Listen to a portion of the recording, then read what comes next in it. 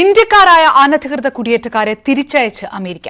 ടെക്സാസിൽ നിന്നും 205 ഇന്ത്യക്കാരുമായി അമേരിക്കൻ വ്യോമസേനാ വിമാനം ഇന്ത്യയിലേക്ക് തിരിച്ചതായി അന്താരാഷ്ട്ര മാധ്യമങ്ങൾ റിപ്പോർട്ട് ചെയ്യുന്നു. ഇന്ത്യയുടെ ഭാഗത്തുനിന്ന് ഔദ്യോഗിക സ്ഥിരീകരണം വന്നിട്ടില്ല.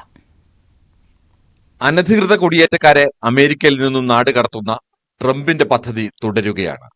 ഇന്ത്യയിലേക്കുള്ള ആദ്യ വിമാനമാണ് ഇന്ത്യൻ സമയം ഇന്ന് വെളുപ്പിന് 3 മണിക്ക് ടെക്സാസിൽ നിന്നും തിരിച്ചത്. മതിയായ രേഖകളില്ലാതെ അമേരിക്കയിൽ കഴിഞ്ഞ 205 ഇന്ത്യൻ പൗരന്മാരാണ് വിമാനത്തിൽ. വിമാനത്തിലുള്ള എല്ലാവരും ഇന്ത്യക്കാർ തന്നെയെന്ന് ഇന്ത്യൻ എംബസി ഉദ്യോഗസ്ഥർ പരിശോധിച്ച് ഉറപ്പുവരുത്തി. അമേരിക്കൻ വ്യോമസേനയുടെ C-17 ഗ്ലോബ് മാസ്റ്റർ വിമാനത്തിലാണ് ഇന്ത്യക്കാരെ അയക്കുന്നത്. ഈ സൈനിക വിമാനത്തിൽ 205 യാത്രക്കാർക്കായി ഒരു ടോയ്ലറ്റ് മാത്രമാണുള്ളത്. ഇന്ന് രാത്രി വിമാനം ഡൽഹിയിൽ എത്തിച്ചേരുമെന്ന് പ്രതീക്ഷിക്കുന്നു.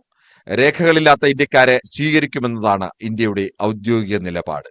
നിലവിൽ അമേരിക്ക തയ്യാറാക്കിയ അനധികൃത കുടിയേറ്റക്കാരുടെ പട്ടികയിൽ 18,000 ഇന്ത്യക്കാരുണ്ട്. രേഖകളില്ലാതെ അമേരിക്കയിൽ കഴിയുന്ന ഇതര രാജ്യക്കാരെ നാടുകടത്താനുള്ള ട്രംപിന്റെ നയം ശക്തമായി നടപ്പാക്കിയാൽ വരും ദിവസങ്ങളിൽ ഇവരെയും ഇന്ത്യയിലേക്ക് തിരിച്ചയക്കും. International desk, news 18. വ്യാപാര യുദ്ധത്തിൽ അമേരിക്കയ്ക്ക് ചൈനയുടെ തിരിച്ചടി. അമേരിക്കൻ ഉൽപ്പന്നങ്ങൾക്ക് ഇറക്കുമതി തീരുവ ചൈന ഏർപ്പെടുത്തി. കൽക്കരിക്കും പ്രകൃതിവാതകത്തിനും 15% ഇറക്കുമതി ചുങ്കമാണ് ഏർപ്പെടുത്തിയത്. അമേരിക്കയിൽ നിന്നുള്ള ക്രൂഡ് ഓയിലിനും കാർഷിക ഉൽപ്പന്നങ്ങൾക്കും 10% നികുതിയും ചുമത്തി.